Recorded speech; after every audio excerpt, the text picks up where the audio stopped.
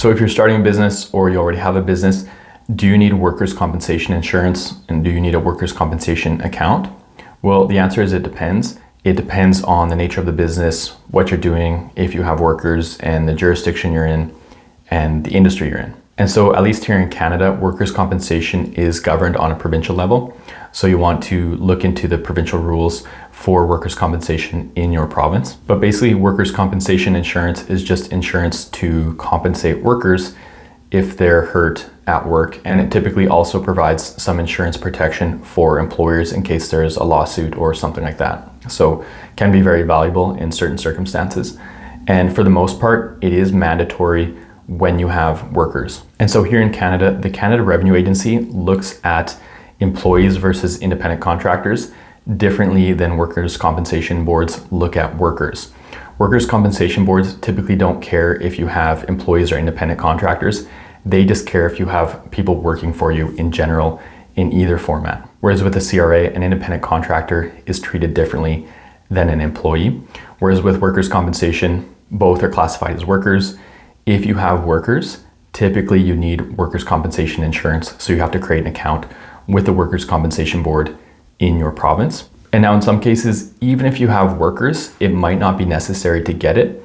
And that would be in certain industries, which you can find out by checking with your local workers' compensation board if they have exempt industries, or if you have workers that are just working remotely and they're not actually coming to any type of job site because there's no real risk of them getting hurt at your workplace. So for example, if you are an accountant and you just have your own business and it's just you and you don't have any employees or any independent contractors working for you, but you hire cleaners to come to your office and clean your office, then in that situation, you'll likely need workers' compensation just to cover those cleaners because they are workers that are working for you in some capacity coming to your workplace, and there is a bit of a risk that they could get hurt at work. So in a situation like that, typically you do need it, but again, check with your local workers' compensation board to see. Now, on the other hand, if you are an accountant in the same situation, but you don't have a cleaner, you just have like a bookkeeper that's doing some bookkeeping for you, but that bookkeeper is just working from home, they might be in another city, you never actually see them other than maybe through video call or something like that, then typically you would not need workers' compensation insurance because there's no risk of that bookkeeper who's acting as an independent contractor getting hurt on the job. So again, it does depend on the nature of the business, the types of workers you have, if they're, in person or working remotely. Now, on the other hand, if you have a business and it's just you, but you hire an independent contractor as a worker to do some work for you in other, regions that you don't want to travel to, then those individuals can get hurt on the job, even though they're working remotely in the sense that they're not physically with you in your office.